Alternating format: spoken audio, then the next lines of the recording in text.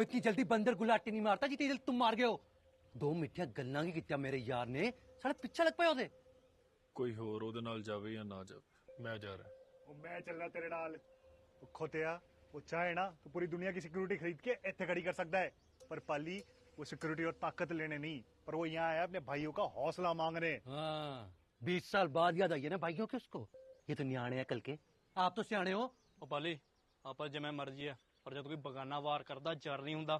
ਤਿੰਨ ਰੇਂਜ ਰੋਵਰਾਂ ਲੈ ਕੇ ਆਇਆ ਉਹ ਉਹਨੂੰ ਉਮੀਦ ਹੈ ਅਸੀਂ ਸਾਰੇ ਉਹਦੇ ਨਾਲ ਜਾਵਾਂਗੇ। यही सुनना चाहता था मैं ओए सब पर करा था कि हम सारे बरसाती डड्डू तो नहीं हो गए हैं।